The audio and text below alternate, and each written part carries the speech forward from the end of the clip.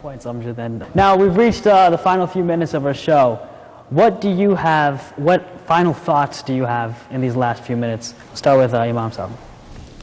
My final thought is that we should be excited about this time.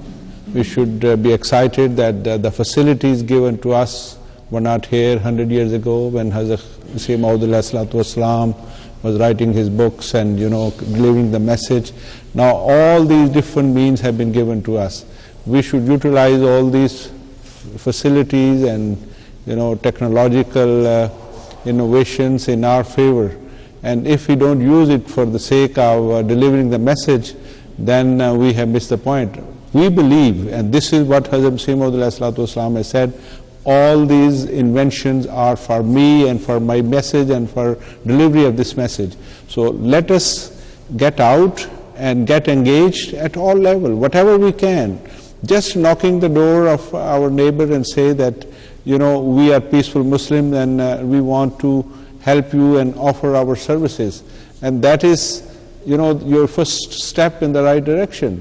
You cannot do everything in one day. In Chinese, they say that the journey of 1,000 miles starts with the only first step. So you take that step and then you will be encouraged, you will have confidence, and inshallah, you will be able to follow the commands of Hazrat Khalifa Masih Khamis, Ayyadullah Ta'ala bin Nasir Aziz, in letter and spirit. Jazakallah, Imam Sahib. Musa. I'm not sure I can add much to that, but perhaps from an American perspective, there's a famous anthropologist by the name of Margaret Mead, who once quipped something to the effect of, never doubt that a small group of people can change the world. Indeed, it's the only thing that has.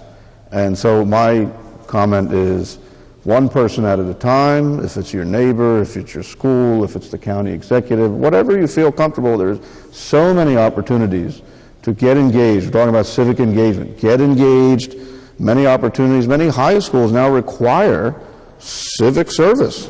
Get involved. We are the face of Islam, and present yourself as the face of Islam, and thereby change the hearts and the minds of the people one by one, and you'll be amazed at how quickly that adds up to 1,000, 10,000, 1,000,000, and so forth. Over 100 years ago, one man who was in a village in Qadian every day wrote 30 letters on average. He met thousands and thousands of people. He penned in his lifetime tens of thousands of letters. He, as one man, with no Facebook or Twitter or any social network, but with an inkwell and the passion and prayer, initiated a revolution in the world, and he was one man. We are tens of millions of Ahmadi Muslims in the world.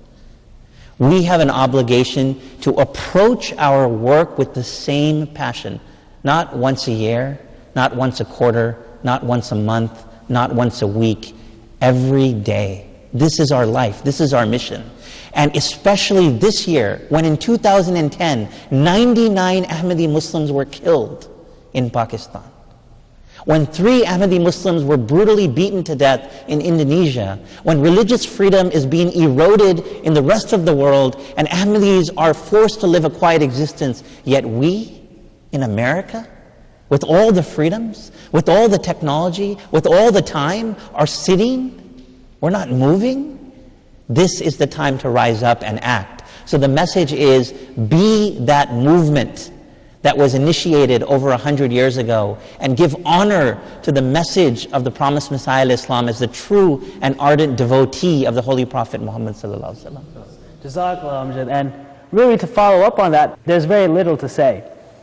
We are living in a world of apathy, but that is actually to our advantage, because we can use that apathy to become the leaders of our society and go through the local, state, national, and international levels to promote that change. This was Real Talk USA. Please follow us on Twitter. The address is on the screen.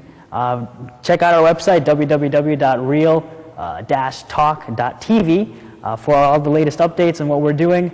My name was Salam Bhatti, and this was Real Talk USA. Assalamu alaikum.